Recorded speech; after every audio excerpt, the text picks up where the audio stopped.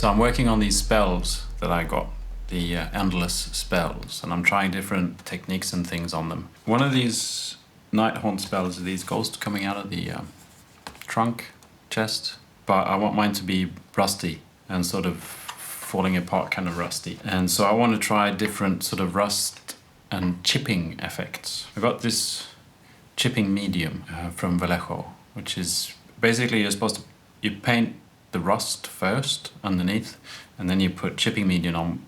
I never tried this. If you haven't watched this channel before, I film myself doing things for the first time. Supposedly you paint rust first and then put the Chipping Medium on here and there, paint with whatever color you want on top, and then let that dry, add some more to try and scratch and stuff, and you can sort of chip the top layer off and rust will show from underneath. I've also got from Green Stuff World, it's a crackle paint. I've just dabbled with this on like a piece of sprue. You paint it on and it crackles. So I want to use that as well. This is the box. I've primed it black. Comes in two pieces as a lid and it's not really rocket science. There's a box and a lid. I want to just try and get a really worn out, rusty old box for my skeletons. Did they actually paint? Did they paint these on? That was good work. So I've just added some of the crackle paint into this thing, a big hunking dollop. In theory, one could probably do this properly, whereas sort of think, well, paint would crackle here first and there later. I'm just gonna smudge it on. Especially, you see, there's some mold lines here. Don't want mold lines. So I'm gonna crackle paint up the mold lines. Now the thing with black underneath is that when this cracks, like the actual cracks, underneath them black will show, which is great because that makes the crack really stand out. I saw that, I can't remember what other colors of crackle paint they had, but there was several different ones. So I've dolloped this on here and there, and this looks like it might take some time to dry. So I'm going to do like all the other professionals you see with hair dryers going, and no, I'm not.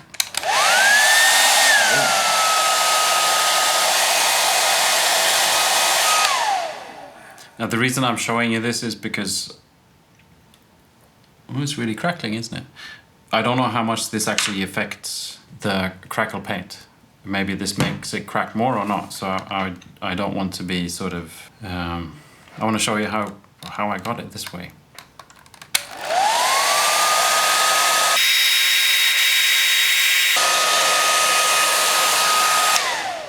I sort of failed to see the logic in where it cracks and where it doesn't. Lots of cracks here, which was, I guess, then probably a bigger blob. No cracks there. Small cracks, no crack. Here I get it. There was a lot of paint, big cracks, big blob of paint, so a big crack.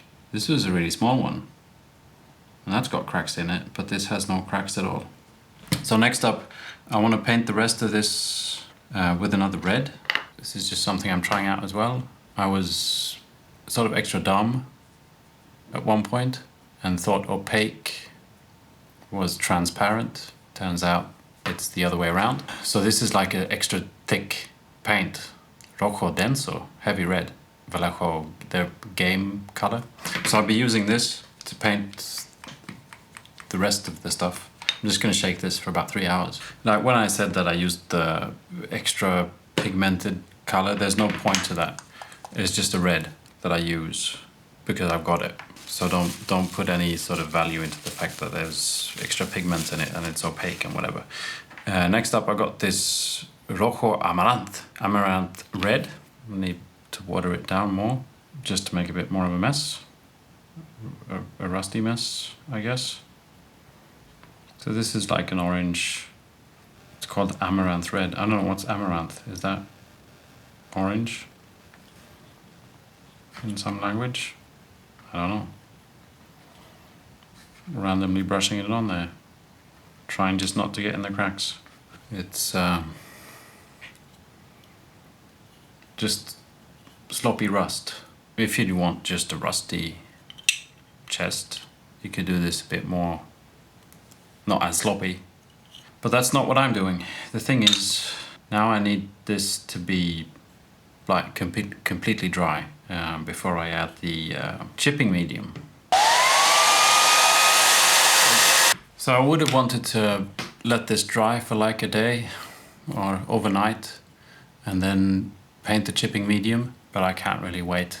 One way of doing it as well is like waiting for this to dry and then adding like a varnish, waiting for that to dry and then do the chipping medium thing.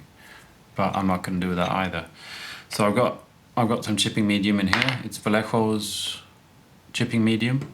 So basically, wherever I paint this is where the rust will show, or where I can chip off the rust. And I guess the difficult part later on is remembering wherever I put the chipping medium, partially trying to follow logic, which is that it would chip around edges, but also just trying to find, I don't know, spots that look good. So these are now just drying. Let the chipping medium dry. So we're gonna go for the next layers of paint. Jade Green by Vallejo. This is the game color. If you haven't got a wet palette, you should get one. There's plenty of videos around on wet palettes, so you can... So this has got a lot of crackles on it. So let's see what happens if I paint that.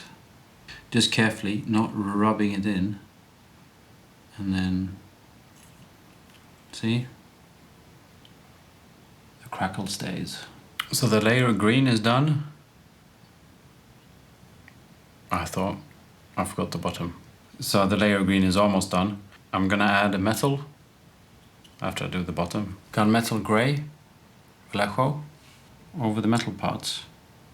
Now I don't want to overdo it and I don't want to do too little. Like, I'm not sure how the chipping medium will work.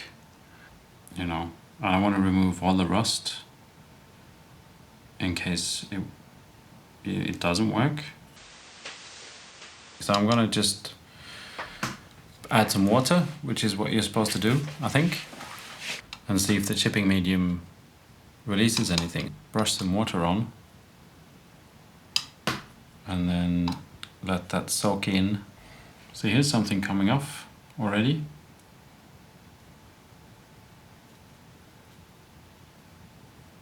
And something over there.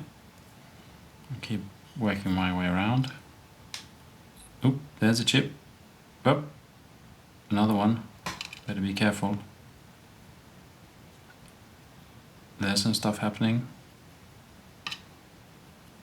Toothbrush. This is not a toothbrush, this is a toothpick. I'm rubbing it just against something so it's not super sharp.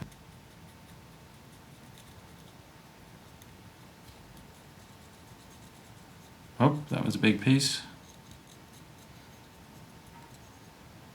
That was a really big piece. Now I believe that was quite the success. Some parts I really just scratched to get scratches, and in some parts like these ones it just fell off on its own. I didn't really wait all that long for the paints to dry on top of the chipping medium, and I think that helped. The only thing that I reckon is not great, it's just a minor thing. The gunmetal grey also dissolved with the green, so I've got metal chips or dots or whatever you want to call it all over the place. Now it's just a matter of stylizing this. Some washes, maybe some highlights, things like that.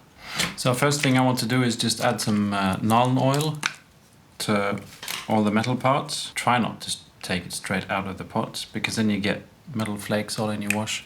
I pretty much say this in every video, but it's worth mentioning every time. So I've forgotten about a small thing. There's these handles on the sides. Totally forgot to paint them. I thought they might be gold. Shining gold, old Citadel paint. Now there's a few things I want to do which are just sort of time consuming, but I need to add just like a bit of depth to this. In all these sort of recesses, I want to add like a black wash. I've also got this sort of grey-blue wash from Vallejo that I want to paint.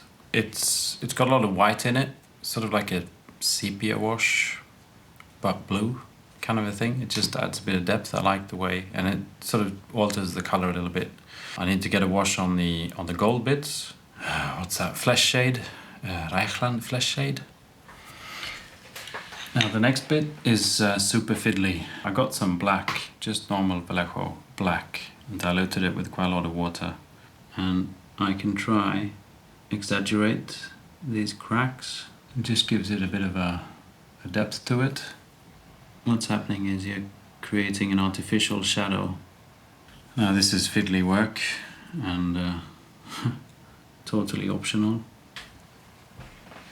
Now last off is some rust, sort of rust streaks, Vallejo for rust effects. Now I'm just trying to paint the rust wherever rust would gather if it was like raining or something like that. And you get these sort of drips. So from like the spikes, sorry if you got my hair there again. You can tell that I'm concentrating when you just see my hair. So the small oil streaks done. You can see some small sort of here on the lid. I think they're a bit more visible. I said oil streaks, I meant rust. With that, I think the wheat chest is done. But I really liked how this turned out. Both the crackle paint and the chipping medium worked like a charm. If we have a look, the really junky chest, it's been about.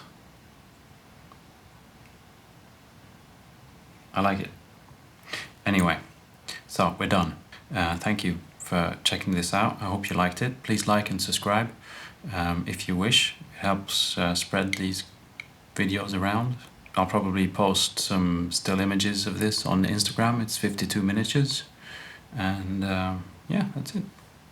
Bye.